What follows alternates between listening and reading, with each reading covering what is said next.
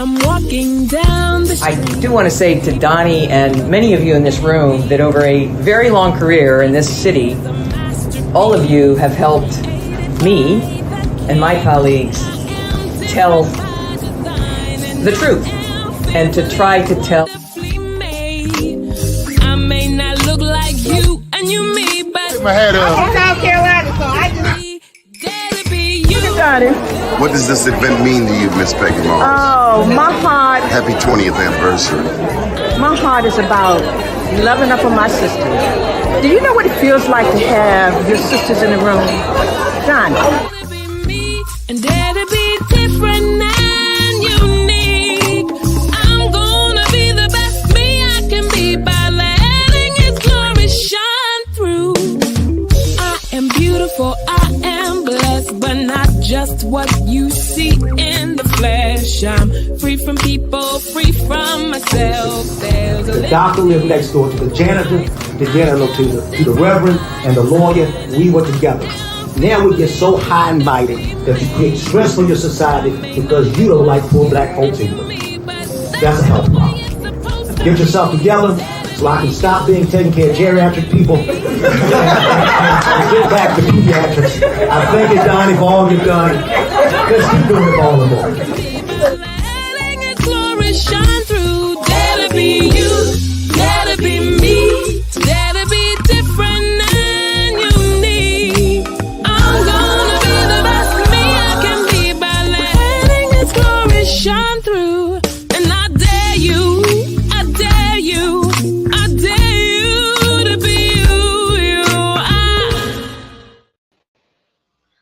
First name's Doni, last name's Glover, entered the winning for the long haul, baby. And I just love the ending to that song. Pretty upbeat and motivating, pretty much like today's guest, Mr. Ryan C. Greene, media executive, visual storyteller, and leadership trainer, whether via stage in front of thousands, over the radio, on television airwaves, or through one of his 10 best-selling books. This passionpreneur, bet you never heard that before. This passionpreneur, Ryan C. Greene, is the go-to producer for leaders, speakers, and authors looking to master, magnify, and monetize. Oh, look at that alliteration there, Ryan. Master, magnify, and monetize their signature message through visual media. We have the founder of Greenhouse Media, Ryan C. Greene. Good morning, my friend. How are you? What's going on, Don? It's been a while. Good to see you, man. It's been a minute. As the founder of Greenhouse Media, Ryan specializes in producing and directing premium quality, impactful, and entertaining visual media platforms for those looking to grow their impact, influence, and income. You're really big on alliteration, huh?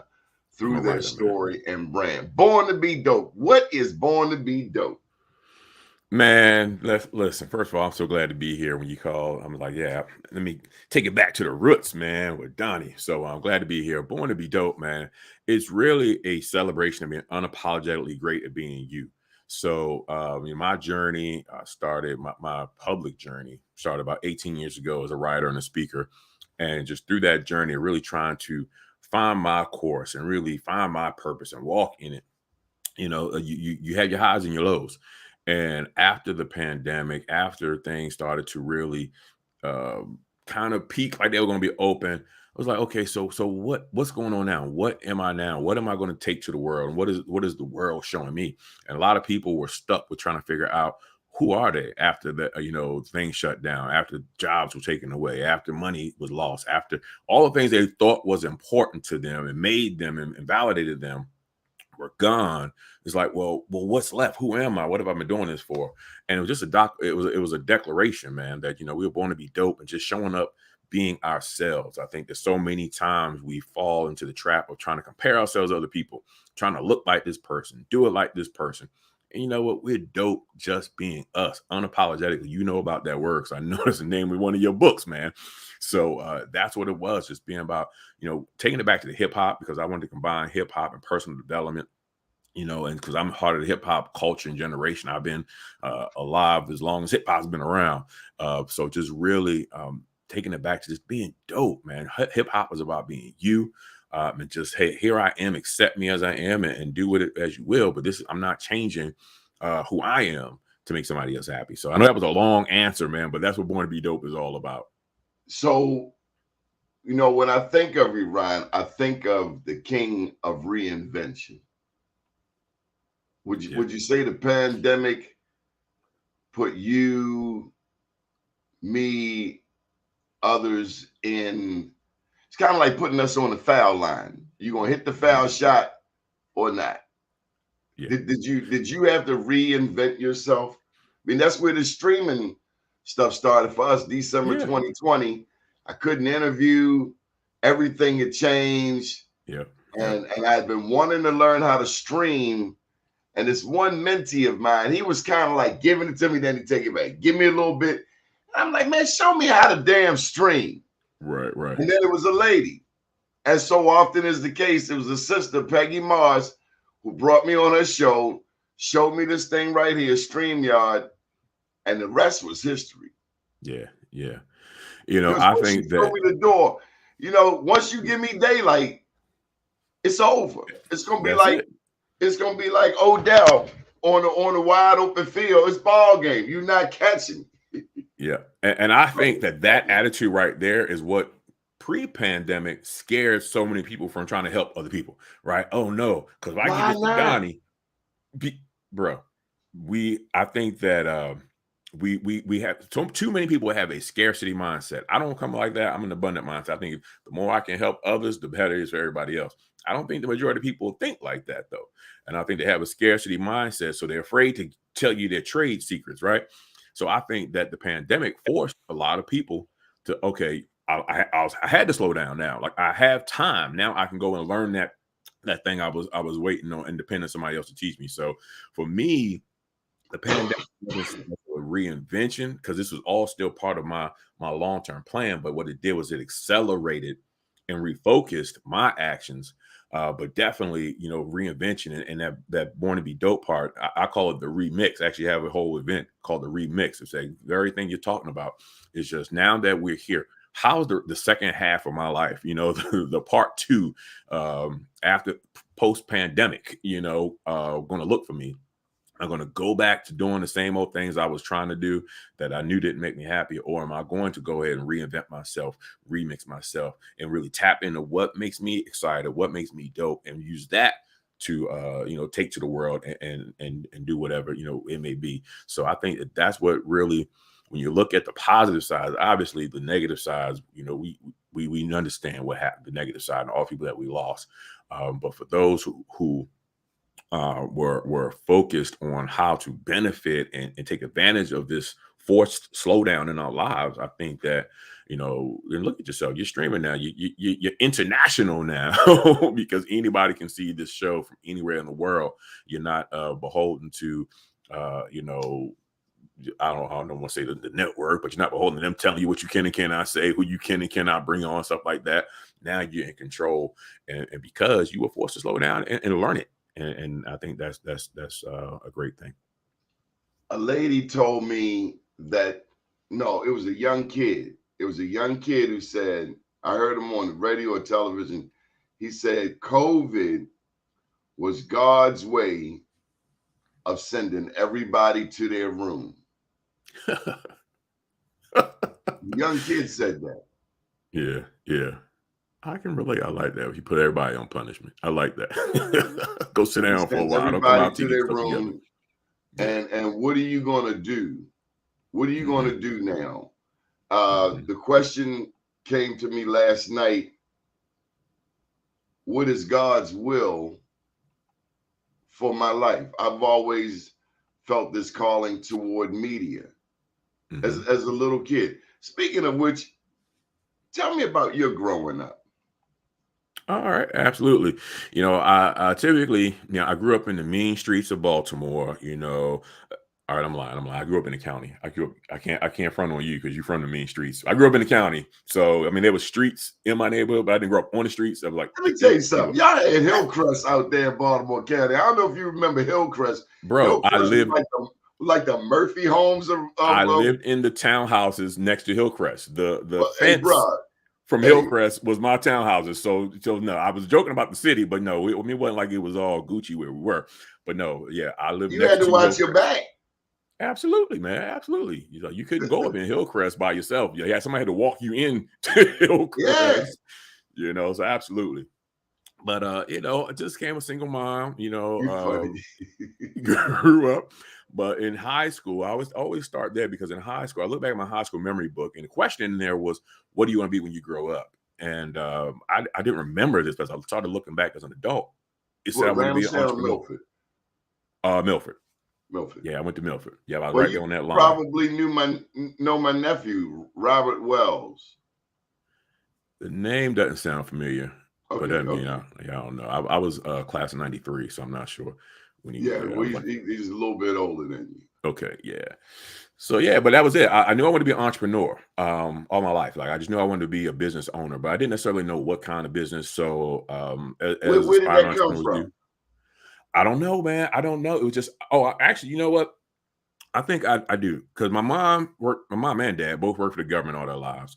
And I just knew that at that time, I didn't want to put my time into I was always business minded. I just never wanted someone else telling me how to live my life. But then I also didn't want to work 10, 15 years for a company. And then they tell me, oh, well, you know what? We're laying you off. I just never wanted to feel that. And he'd take this pen with you. Yeah, exactly. So that was just always me. I never wanted that. Now, being, growing up now is like, okay, there's a whole lot of benefits to working in corporate America. But that was just my course was not to fall with someone else, like not to be under someone else who had that much control over my life. So, my grandmother was an entrepreneur. I didn't growing up, you see that my grandmother had a beauty salon on Pennsylvania Avenue, Margaret's Gateway to Beauty. So right there, what? Pennsylvania, Stanford? I don't know the cross street, but you know where the library is, Pennsylvania and North, that library. A couple blocks down. The library still there? Yeah. Huh? Yes. So if you go further into the city, like 2-3 blocks down, I can send you a picture after the show where it was. Stanford Place, right there on the corner. What was Stanford Place? Is that a lounge or Stanford, like Sanford and Son? Oh, I don't know. It was a 1 block street. Yeah, I'm gonna send you a picture so you can see exactly where she was because it was on Pennsylvania. But so I guess it was kind of Pennsylvania Avenue. So I don't know what the cross streets were. I was a kid. But your grandma had to have known some of the legends. I live here on Carlton Avenue, which is like a block over from Fremont, and I've been told stories about older cats of when Red Fox, other entertainers, they couldn't stay in the hotels. So they stayed in these houses. People rented rooms. People gave them a place to stay when they came to this part of the world. Baltimore is the home of segregation. Yeah, of course. Yep. I'll even tell you in my I guess I write about him in this book. A man named Tom Smith. Okay. And he owned the Smith Hotel. He was the largest Black hotelier in the United States, straight out of Baltimore. Wow. And he lived, now this is pre-segregation. He lived in the 6600 block of Reisterstown Road.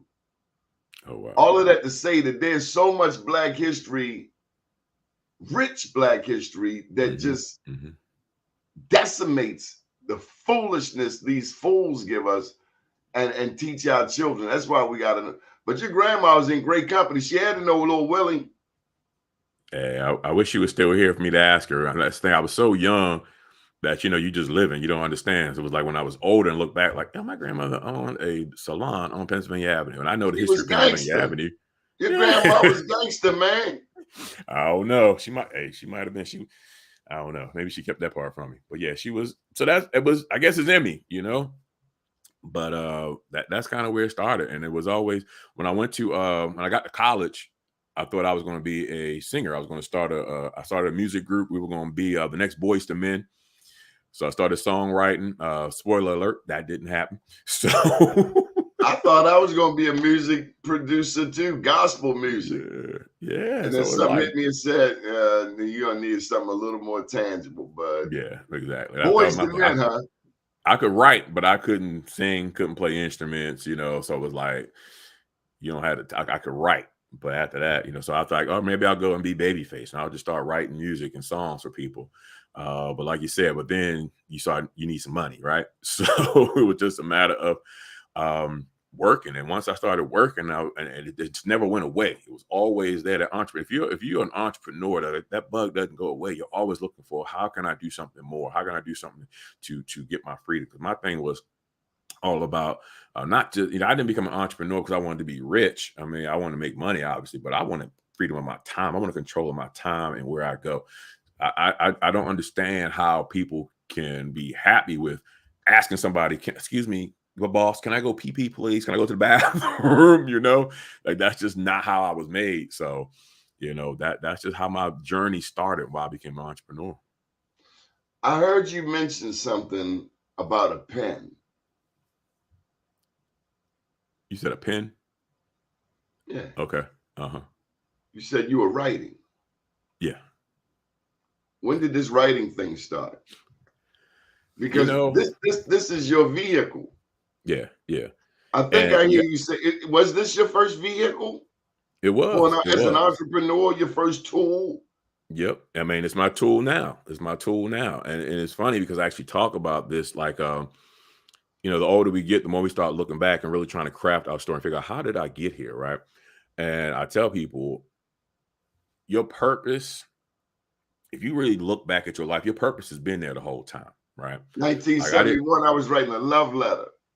Bro, I was when I was in school, we had to pass functional tests, right? You had to pass your math test, reading test. We had a writing test. I don't know if they still make them pass all these tests. But in 9th grade, we had a writing test. And I scored a perfect score on the writing test. Now, I think it was like maybe, I don't know who else, but I scored a perfect score on the writing test. Now, here's the thing, right? So clearly I was a gifted writer. But what they did in school was like, okay, we got this smart black boy who can write. We're going to put him in gifted and talented English in 10th grade. Now, I know gifted and talented English now is just where they put the 30 best behaved kids, right? But back then, you had to be gifted or talented to be gifted and talented. So it was 6 kids in my English class, man. And of course, being 6 kids in a class now, I'm like, okay, people looking at me like I'm the nerd. So I did everything. You cared about that? Back then, yeah. I wanted to be cool, Donnie. Now I'm realizing, okay, yeah, being a nerd is cool. I was like, I wanted to be cool. I want to be seen as cool with my friends. I ain't want them talking about me because I ain't had the fly clothes. We ain't have a lot of money.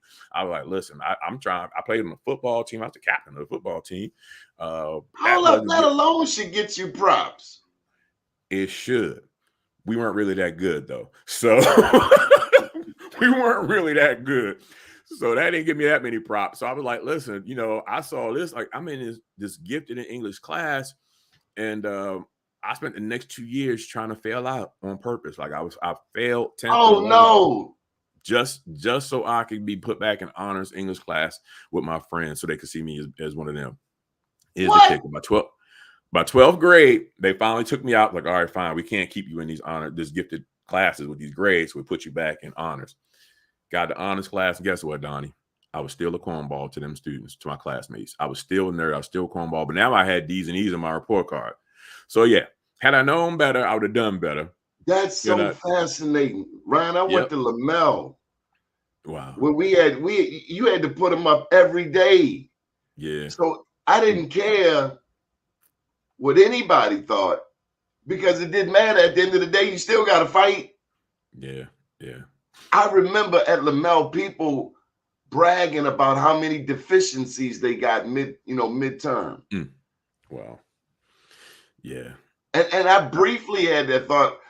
I wish I'd take up my father was an undertaker, Ryan. Don't you bring up no deficiencies, man? Yeah. That wasn't even a thought. Nah. But you did have to fight every day. Yeah, we weren't fighting. That was at least I wasn't fighting. But and don't get me wrong, my parents were not happy about it. Did you tell them why? Yeah. I told him why. I told him I didn't want to be in the class. I don't know if I told him so much about the whole social aspect, not being a nerd. I don't remember if I went that deep into it, but I definitely told him I didn't like the But classes, they and knew. They had to know. You're yeah. their kid. So I would turn, and the 10th grade year wasn't as bad as 11th grade. 11th grade year, that teacher, she just didn't even like me, period. So we were just going back and forth the whole time. So then it became more about, okay, this white lady trying to tell me who I am and all this kind of stuff. So, and then there's that. Yeah. So that was, people always look, if I could do anything different, I wouldn't change that in my life. Nah, that's stupid. Yeah, there's some things I would change. Like I would have definitely, taken advantage of that opportunity. But I think my point in all that was, it was never, had people then shared and said, hey, look, Ryan, we see a gift in you as a writer, going back to the whole pen thing. Here's how we want to help develop it. Then I'm like, okay, now I can see the plan. I can see the vision. Show me, and I'm take me there. Show me what I can do with this. But it wasn't that. It was just like, okay, here you're in this class all of a sudden, and at what was that, 15 years old, the most important thing to me was being, having friends, being, having a friend circle, not thinking about, where this could take me the rest of my life. So yeah, writing has always been there. So as a writer in high school, like I said, as a songwriter, and then my career took me as an author and a speaker. It's just always been there. I just didn't always recognize that as the thing. Like I didn't realize that was the foundation, the core that was going to, dictate and determine everything I did for the rest of my life. When did you start venturing out of, Liberty Road corridor, Randallstown? When I went to college. By the time I went to college, when I went to went to Hampton University for college. That was the first time I'd been out of Baltimore, and that really changed my life because, going out, like leaving the city, you realize, first of all, you're around people from all across the country and the world. So you realize, and that's why I try to stress to people in Baltimore all the time: get out. You don't have to stay out, but especially young black men. Especially our young black men, get out of the city. Explore the world. Explore. People act like DC is 3 countries away, like another planet, right? So it's like, just go somewhere else, see how people live, learn something different. So for me, it was college. Like those 4 years I spent down in Hampton, Virginia, which was much slower than Baltimore, but it allowed me to just cultivate me and really figure out who I was and who I wanted to become, and then bring that back.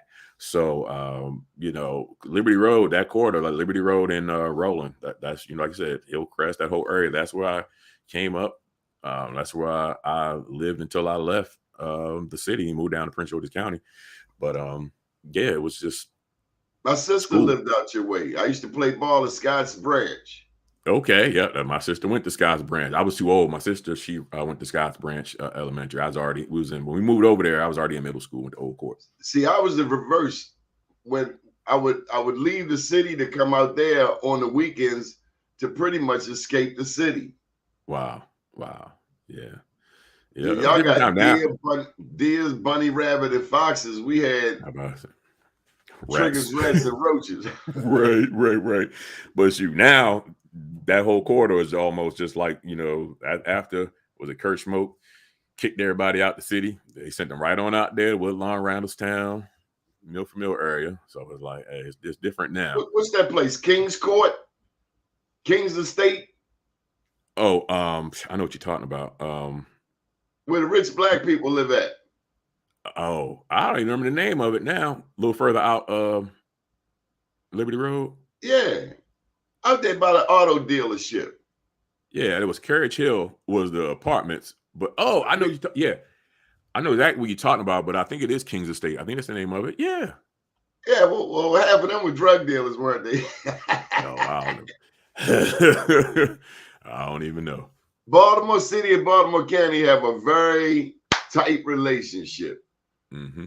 Yeah. I remember telling, what was her name, Vicky Allman. She was like, we don't want the county to be like the city. I'm like, hold up, all the drug dealers live out your way. Yeah. There's no separating the two. That's why one and the same.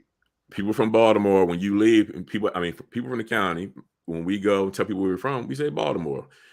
Then you got to specify when you're home, like Baltimore City versus Baltimore County.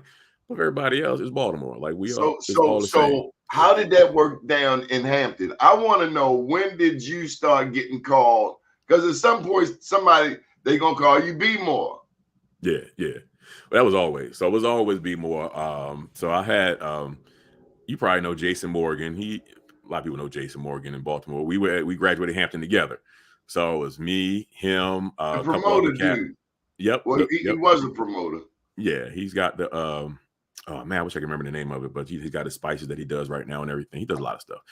Good dude, good dude. But him, there's a couple other guys, Ajane, who used to work for NAACP for a while. We were like the 3 Baltimore club dudes.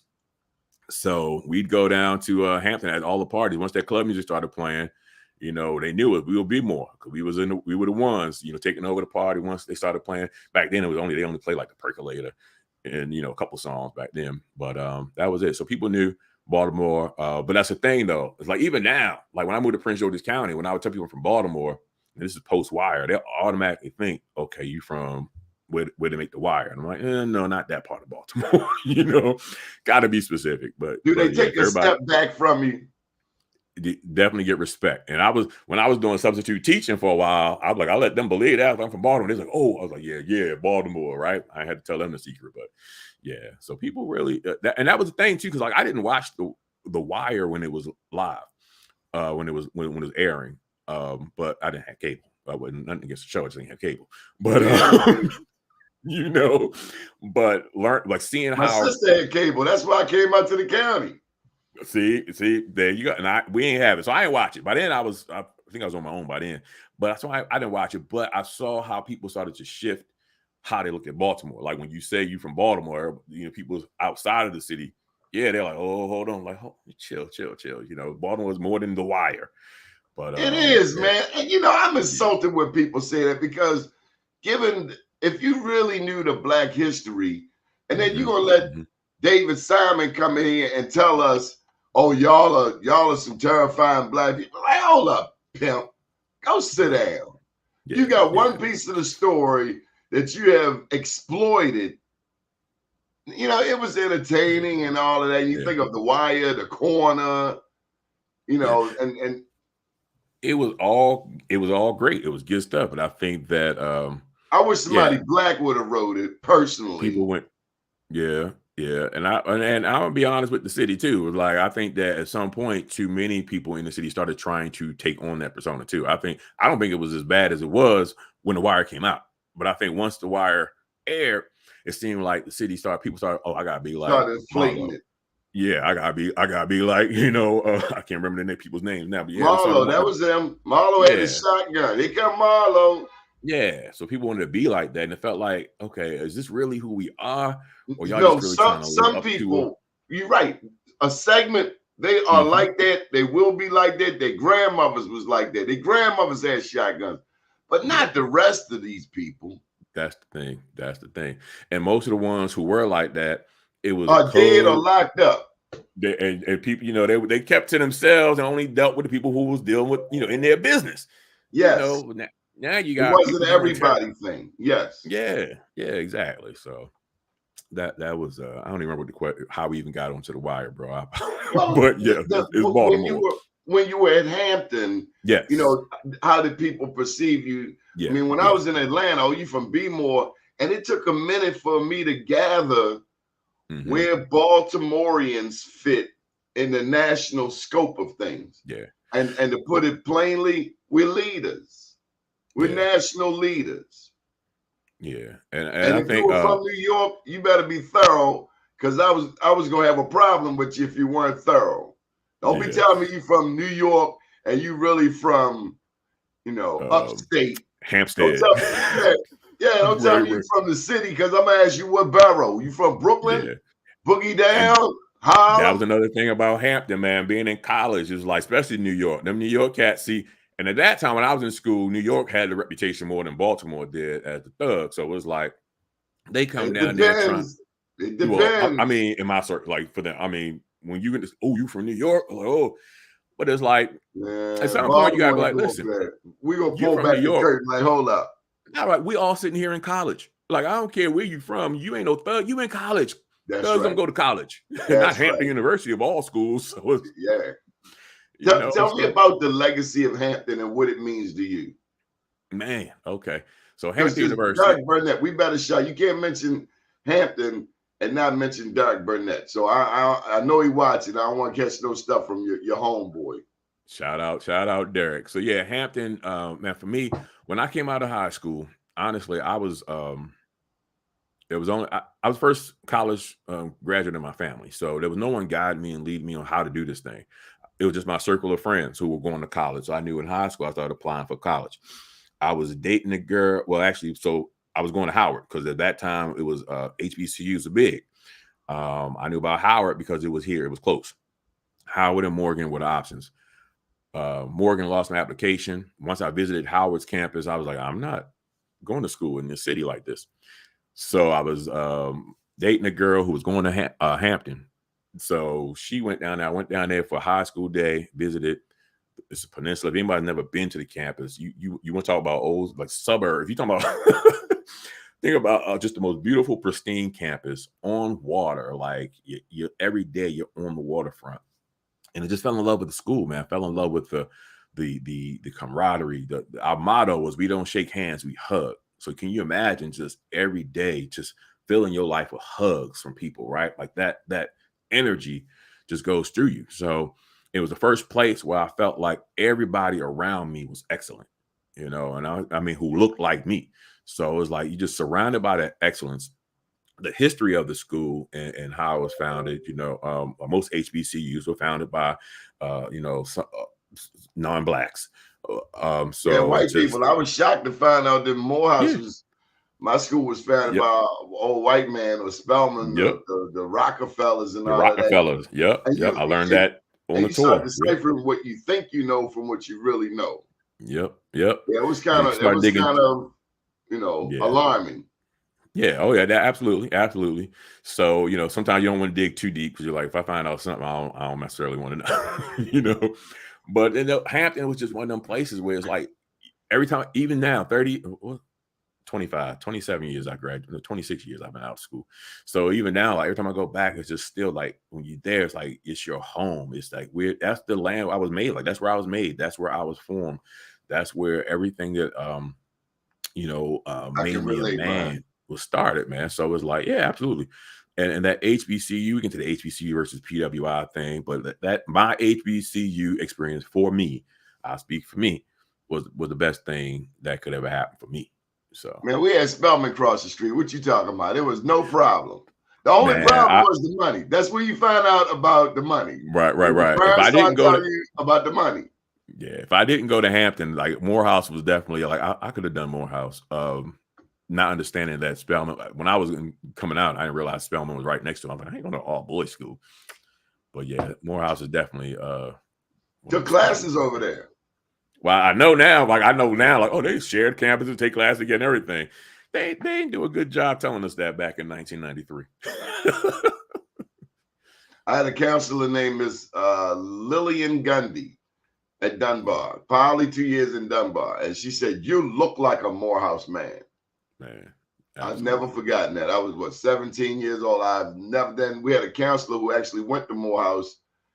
And this was coming out of Dunbar the same year with Muggs and Reggie Williams. And I will tell you that their athletic excellence, I think, primed everybody else for our own individual excellence. Like, well, those guys are really good at shooting basketball. I'm going to be really good at what I do, just like what you said earlier. Nice. That self-identification, that self-confidence. Yeah. And at HBCU, it just that self-confidence got a chance to breathe and grow where we might not have been able to do that as easily if we went to Morgan and stayed on the bridge half of the day. Yeah, man. I mean, that's the reason. One other reason why I wanted to get away from Baltimore, didn't go to Morgan, because back then, '93, Baltimore was the teen pregnancy capital of the world and everything. I was like, I got to get out of here. So I'm gonna mess around and have 2-3 babies before I even get a degree. So, but yeah, man, when you that HBCU experience where just 4 years, 5-6 years for some, of nothing but people telling you, yes, you can. Like, you can do it, as opposed to what we get in the regular world. Every day, something's telling you why you can't achieve something. So I think that foundation just makes us different, man. It just makes us different, gives us that confidence and that assuredness in ourselves that we can do it. We can do whatever we need to do, and that heart to give back and pull people along with us and help them and push them up. Pull. Some people are gonna pull, some people are gonna push, whatever it may be. But I think that's part of HBCU experience as well. Born to be dope. How did you now I just got to tell you, Ryan, I just got to keep it 100. There was a time when I was sniffing dope. I'm just going to be honest with you. and it took a while for me to wrap my brain around dope, meaning anything else but dope. Right. I've watched your title, this effort here for years, and that's been over 20 years ago. But I've watched your campaign, your marketing campaign, Born to Be Dope. What does that mean to you? And I just got to tell you, if you didn't know, Baltimore is a heroin town versus like a DC or some other cities. Heroin is really prevalent here and really at the root of the corner, the wire. That's what separates. But I mean, I live 2 blocks from Pennsylvania Avenue where they sell probably more dope than Afghanistan. Sheesh.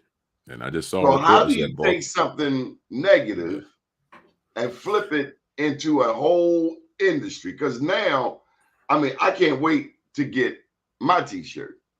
Yeah, man. Right? Yeah, I do. Got t-shirts, hoodies, everything. So I wish I could. I'll put it this way. For me, the word dope never had a drug affiliation to it. Yeah, drug connotation. It was always the hip hop. That's dope, and that's one of the. They always talk about how you age yourself by the slang that you never let go of. Dope is one of the words that I don't care how old I get, I've always used dope. So the slang. So I got you. Yeah. If anybody else watching. So and it was like once I so for me, when God gave me Born to Be Dope, and I was like, this is what it's running with. I knew what it meant. I was clear with it. And this is a good tip for entrepreneurs. So for me, I was like, this is what it is. Why you need target marketing and things like that. Because for me, I understood it. It meant one thing to me. I was cool. And even people in my circle, most people understood Born to Be Dope because of the visuals that went along with it and the story. They understood what it meant, and they had the hip hop connotation to it. However, to the t-shirts, when I first started selling the t-shirts, I was using an online site to print the t-shirts as people ordered them, and they wouldn't approve the Born to Be Dope for the kids. And I'm like, well, I couldn't make kids shirts because a lot of stuff is done by a computer. A lot of stuff is done by non-Black folk who don't understand the culture. So for them, dope is dope. It's the drugs, it's the heroin. So they're like, well, you can't put, I think they saw it as being a drug thing. We're not going to promote that to kids. That's the first time that I was like, oh, wait a minute. What did I do here? Like aha moment. Yeah, exactly. Whereas, had I kind of fleshed it out, I would have known that earlier on. People said, well, did you think about this connotation to it and been able to handle that? I disagree, Ryan. You had to go with what you were given. No. I was going to do it, but I'm saying I would have known, okay, people may see it this way. So then I know, okay, well, how can I make sure that when people see it, they don't connotate, there's nothing you can do about that. Yeah, well, that's it. So, and that's what I'm getting to. So I'm like, you know what? If you rebranded something negative. I'm here to tell you, I know about that other side. You rebranded something negative into something positive. Kind of like hip hop. Now I ain't gonna go so far with the N word or the B word, but hip hop is about redefining ourselves in the midst of this belly of the beast. Taking ownership of the word, and we're going to use it for how we want it. Yeah, I agree with you on that one. So yeah, and that's where it was. I'm like, and it's hit, like it's resonated. It's been, as a speaker and an author, like I've written, I'm working on my 8th book now, but I've been a part of 11 books. My course and all of my books have always been about my journey first. So it was like, okay, it got to the point now. It's like, what is my overall, my overarching theme, my mission, my goal that combines everything, my whole entire journey. How does it culminate? And it was born to be dope. If you look at all of my journey, from successes in your hand, about finding your purpose, from create a better you, about overcoming obstacles and your comeback, to becoming a passionpreneur, to really, making money doing what you love. It's all about being dope. It's all about just accepting you for who you are.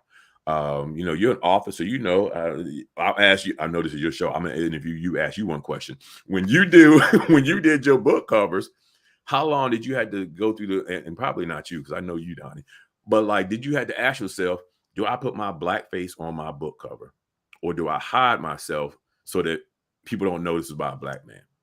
Because that was a real conversation I had to have myself when I was coming up. Like my first book, do I put my face on this, or do I want to appeal to everybody else? So that kind of started resonating with me.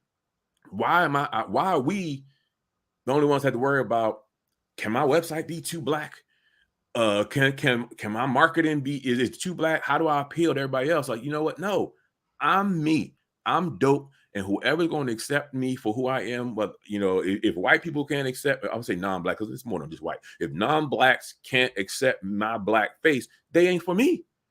And I had to be cool with that and accept that, and stop trying to appeal to those people who aren't even my market, and make sure that, and being dope means that I'm going to understand who I am, know who I am. Look, I don't wear suits and ties when I go out and speak no more, because I was trying to look like everybody else.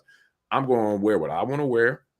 And that's why another reason why I started the brand, because, people will forgive you if you wear your brand. Like if I wear a t-shirt, it's one thing, but if I wear a Born to Be Dope branded t-shirt from a company that I own, now it's a little different, right? So those little things, like if you don't want to wear a suit, design your own clothing line, right? Wear your own thing. So those are the kind of things that I was just like, now, how do we this is me. I'm tired of putting on airs. I'm tired of trying to fit in. I am who I am. And I know there are people out there who can resonate with this, and they will. They just got to find me in my authentic self. When I started Be More News 22 years ago, Black people said, oh, that title is ghetto. Mm-hmm. Be More News. There was nothing Be More. And where did we get it from? Back in college, because they would call us folk from Baltimore Be More. Mm-hmm. And Be More became something that I really accepted when I got down to Georgia. But then I met this young brother named, I guess he's about your age. You 10 years younger than me, I think. You like 48?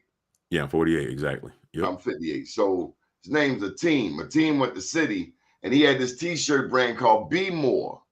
And he broke the acronym down into being more optimistic and righteously endowed. Oh, wow. And he ran that t-shirt for a couple of years, and then he's transitioned to do some other things. Kind of came back to it. But that Be More t-shirt and that acronym just inspired me even more to go with the brand Be More News. And all of that to say, 21 years later, you got Be More Dog, Be More Lifestyle, Be More television show, Be More magazines, Be More everywhere. But back then, my critics, Black people, said that name is too ghetto. Now, all of these people running to be associated with Be More this, Be More that. And it kind of made me think of Jay-Z, where he said, I'll start another trend. So when God put that brand into you, Be More Dope, you had no choice but to ride with it. And you'll figure it out along the way that that's what he gave you to run with. And again, you rebranded something. Now Baltimore is a heroin town. Now they got the fentanyl. The fentanyl come from China. Don't even get me into the drug history, but you took a negative and you flipped it in my world, and you made that word safe again. Wow. For those of us who may have gone down some bad roads. Awesome, man. That's very humbling. I appreciate you even sharing that with me, man, because and that's, I tell people all the time, like, you never know who's watching you, who's being positively impacted by you. I know as someone on as an entrepreneur, as someone who has goals, like sometimes we get so focused on the goal that the journey, we miss all the gems we're dropping, all the lives we're changing, all the people we're touching on the journey, because we haven't hit the goal yet. So it's like, my goal was, here, but I'm only hitting here. So I'm looking like, oh, it's not as successful as I wanted to be. But I started down here. So all these people that I impacted here, they may or may not have let me know, those people are watching you. Those people are seeing you. So it was like your journey isn't just for you, So I tell people all the time, go out there, do you, because, I had no idea that I was, when I came up with this, it would be, have the kind of impact on somebody like you as well. So I tell people, just do it. You just don't know who's out there. I tell you what else impacted me, Ryan, your consistency. Yeah. When you've been doing something a long time, you tend to notice the people over there in lane 3. Damn, he been out there a good 15 years. And then, people that all the way down there in lane 87. But damn, she been doing it a long time too. You tend to notice the people who within their annual cycle, whether it's in the spring, the summer, the fall, they coming with a half footer, a half court all net. Yeah. They're gonna they're gonna hit something. And that's so deep, because that's, again, like when you just going through it, you don't think about it. Every now and then I sit there like, man, I have been doing this for a while, right? Like I was with you at your man. What anniversary was that you had that I came to? I think it was at least 10 to 12 years ago. So it might be your 15th anniversary. I don't know what it was. But yeah, it's like, but again, because and this is one of my own weaknesses, because my vision and my paper, my plan says one thing, I'm just constantly, I'm going. I don't take time to stop and smell the roses, nurture those relationships, appreciate you're learning the journey. to. Yeah, you're right. I am now, right? I'm learning now, because like I look back like, man, I've been doing this because originally it'll be like, I've been doing this for X amount of years and I ain't got this. But no, now it's like wow. You said early on, don't compare yourself. Right, exactly. These are lessons you learn along the way. And now it's like, okay, yeah. And again, that's where it all goes back into Born to Be Dope, because this is like, you gotta appreciate who you are, appreciate your journey. And your journey is yours, and it still has value to those who you're impacting. So look, I need to take over this interview for a minute. I need to take the realm back from. They say you have the Holy Spirit when you help empower others. At what point, and you've spoken to this over the past few minutes, at what point did you realize that it wasn't just about Ryan C. Greene? That at what point did you start getting high off of helping others? Oh, that's a great question. I can go to a moment where that started feeding your soul in the most positive of ways. I mean, because I would imagine as much as you thought it was about you scoring, hitting the big house and all of these things, somewhere along the line, you saw where the man who gets the most assists is just as important as Steph Curry. Yeah. I think when I started my personal development journey, I think it was 1999, I think. No, it was 2001. It's 2001 when I started a network marketing company. And that's when I first started personal development and just starting to read books on leadership and read books about servant leadership and purpose and just helping others. And that's kind of where it was already in me. Like, that's how I was built, but I couldn't put it in words. I couldn't kind of say what it was. So when I wrote my first book, Success is in Your Hand, it was really a book about helping people who I wanted to give them what I wish someone had given me. So my very first book was all about how to help people who weren't who weren't exposed to personal development like I was, get what I got. But I wanted them to get it in a way that was they could reach it, they could attain it. Because I could have written books with $5 words, as they say, and all these big, and made myself look all high and mighty and great. But my thing has always been, how can I take complex issues, complex ideas, spiritual ideas, and just break them down real simple so that anybody can get them, right? So my thing was, I wanted to appeal to people who were just like me, but just didn't have access to the information. But if you gave them the information, they would know what to do with it and run with it. And that was it. So my first book, it came from, because I was in a bad place. Like when I wrote a book, Success is in Your Hand, like I was facing foreclosures and repossessions. Like, how am I writing about success? Because God told me to. Because He gave me the book and He said that you don't have to be there. Man, look, we got a few minutes left, and now you finally gonna mention God, man. You better give God his or her. I mentioned him earlier. Yeah, but everything. Look, but that's my thing. Everything in my life. My dad was a pastor. Okay, so I tell my mom. Oh, now it comes out. No, my dad was a pastor. Like I was raised by my mama in a single mother home, but my dad was there. Like he was part of my life. So you still a PK? Yes, I'm still a PK. I went to his church and everything for quite a few years, so I'm still a PK. So it was always a. So you know the whole Bible, Genesis all the way to Revelation. I ain't saying all that, Donnie. Don't ask me those types. I ain't saying all that, Donnie. But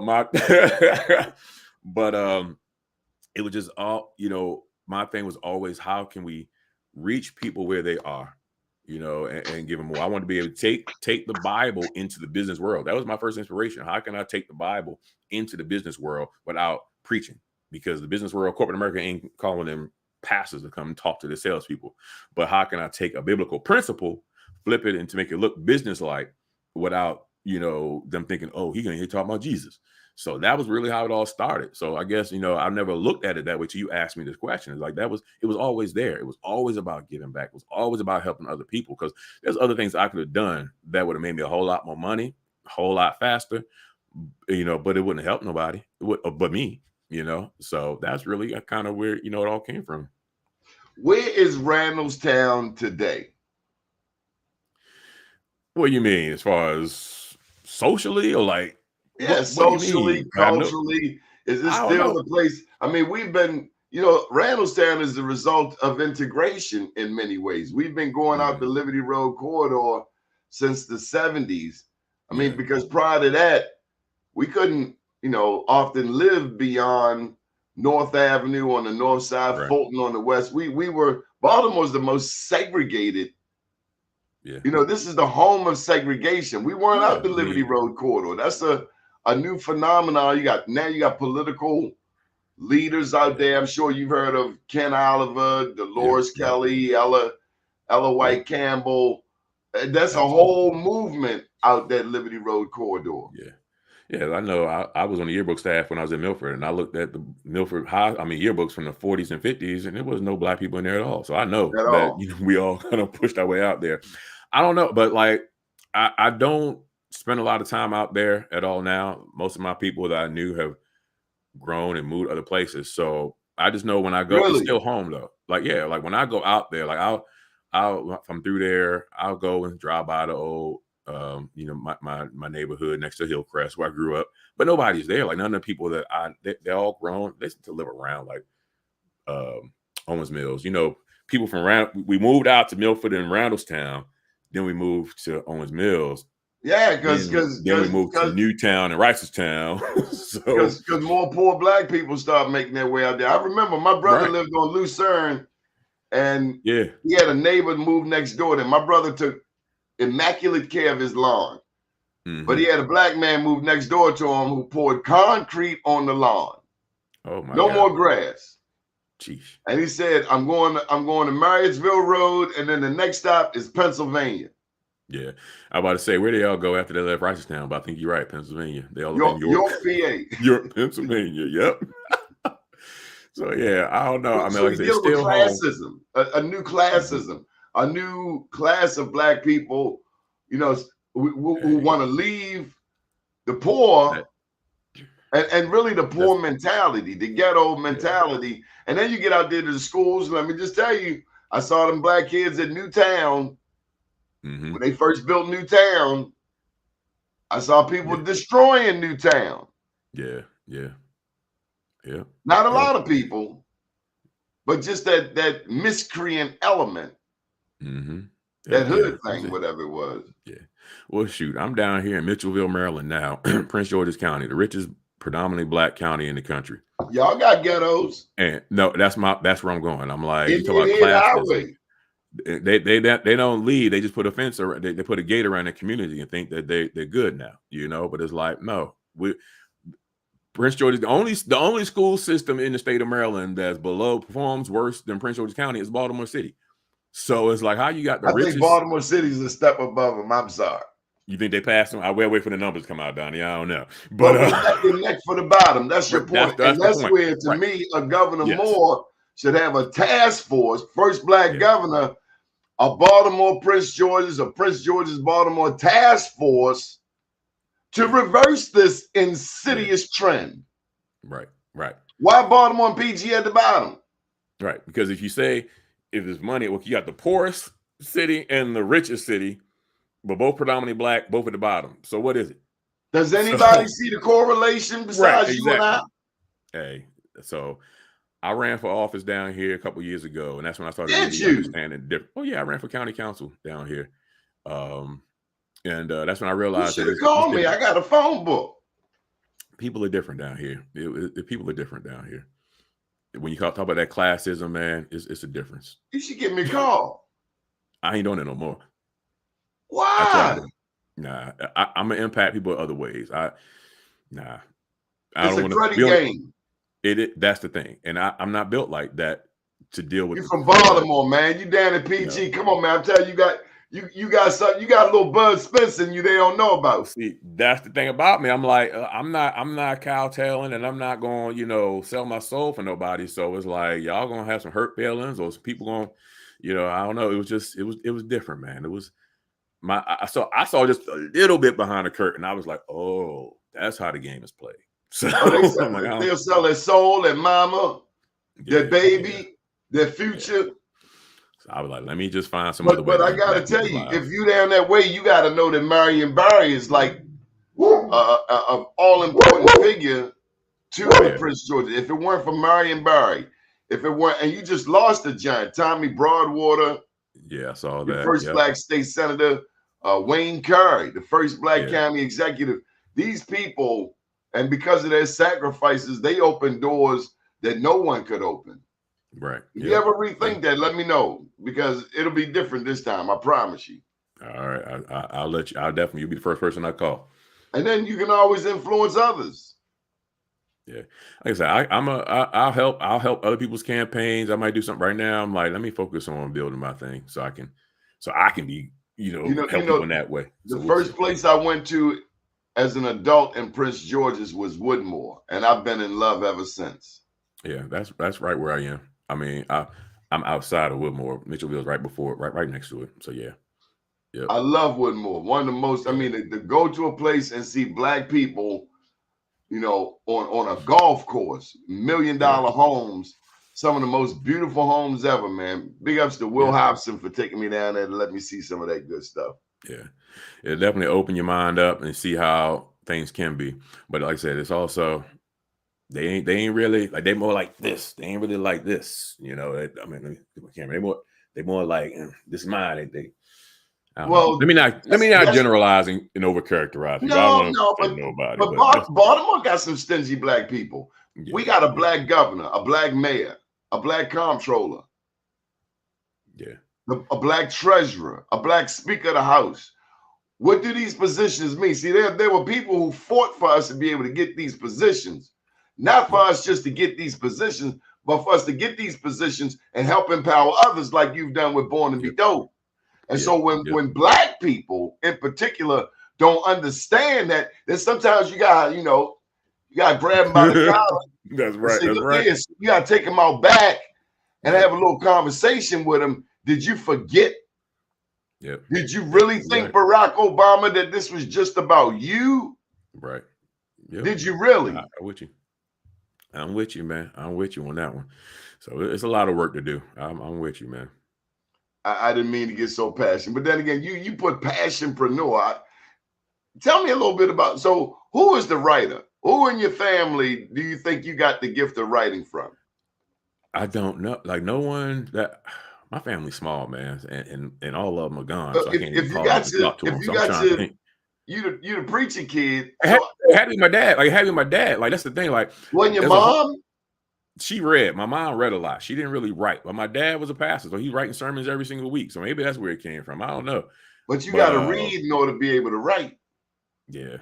Yeah, I mean, that's maybe I got a combination of both of them. I got a little bit of both, but I Mom, can't think of mom, don't, what the hey, right it was. mom's got you now. Don't forget Oh we yeah, come from moms now. oh yeah, oh yeah. My So I mom's wrote mean, she typed up my first book of poems. nice, nice, nice. What a So memory. yeah, that was another inspiration. My mom, she passed away when she was 51. That was another part of my inspiration because my first book hadn't even been done by then. I didn't write my first book before she passed away, but that I was a lot of lost her when motivation she too. was 55. Yeah, so like seeing her work her whole life for the government, and all she wanted to do was retire, and I'm like, you didn't even get a chance to do that. That kind of pushed me to motivate me to say, listen, I can't. That just reinstilled the fact that I wasn't gonna work for nobody else forever, and I had to go out there and really do my thing. So, she definitely motivated me in that way. She's with you and she's smiling on you, Ryan. You got how many books Absolutely. out? Seven out. I'm working on Born to Be Dope is going to be a book, so I just got to work that. That's coming out in 2024. And you And work that'll on probably be the movies last too? Don't you got a movie coming out? Yeah, so I do the Born to Be Dope as a visual mixtape. So it's a film that's coming out as well. I already did the first one, so the second one's coming out soon. Born to Be Dope, that's the thing. Like, it's a film, it's a summit, it's a clothing line. It'll be a book soon. It's also a podcast. So I do podcasts. You can get that any podcast provider you go to on YouTube as well. So Born to Be Dope is more than just a cool slogan. Like, it's a whole thing to it, man. It's a whole brand, whole movement. We done went way over, but I gotta ask you the most important question. All right.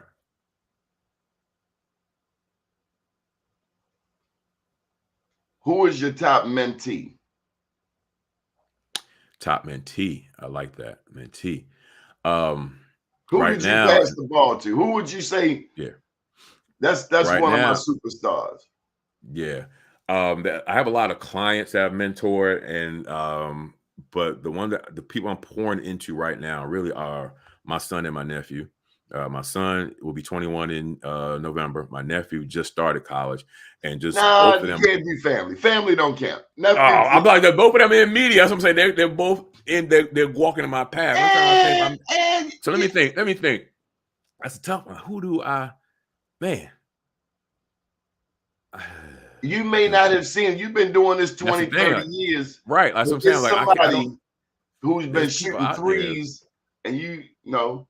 Yeah, because see, in my background, a lot of what I used to do was the books and authors. A lot of authors out there, a lot of speakers who I've mentored, but I've transitioned myself. So I don't necessarily connect with them on a regular basis. Man. Right. My point is, they're not at the top of the mind for me. Like, oh yeah, I can call it boom, boom, boom, boom. That's my thing. So look, I got seeds out there everywhere. I got they trees now. I got people out there. Well, you had to ask them. If I mentored you, let me know. In the chat that I was your mentor. I know how to impact somebody's life out here, Donnie. Man, you impacted mine, man. Unapologetically black. You know, I get to write a book like that because of people like you. I'll just leave you with the words of Marianne Williamson, okay, who talked about our deepest fear. And she says, as you're liberated from your own fears, your presence automatically liberates others. You ever hear that? Our deepest fear. She said, our deepest fear is not that. Our deepest fear is not that we are inadequate. Our deepest fear is that we are powerful beyond measure. It is our light, not our darkness, that most frightens us. We ask ourselves, who am I to be? Brilliant, gorgeous, talented, fabulous. Actually, who are you not to be? You were born to make manifest the glory of God that is within us, not just in some of us, but in all of us. And as you let your own light shine, you unconsciously give other people permission to do the same. As you're liberated from your own fear, your presence automatically liberates others. I'm gonna give you a minute to go ahead and do your closing spiel. I know I done cut you off half the show, and big ups to your wife, because I know that's your ace by your side. Yeah. We didn't even get to talk about her, but I'm gonna make her proud right now and give you a chance. Huh? That just mean you gotta bring me back. Okay, well, I want you to do a plug for yourself, okay? All right. I appreciate this, Donnie. Listen, I'm Ryan C. Greene, the Passionpreneur. You can follow me at ryancgreene.com. But right now, Born to Be Dope. Matter of fact, that's the best way. Go to I Am Born to Be Dope on Instagram. You can follow me there. Follow the podcast anywhere you get podcast streams. Born to Be Dope. If you are ready to celebrate being unapologetically great at being you, then let's talk. Let's get together. Let's join forces in this thing and really help you reach the levels of success and fulfillment that you want. I'm Ryan C. Greene. Go out there, be unapologetically great at being you, because you were born to be dope. Proud of you. Thank you. Thank you. Good morning, world.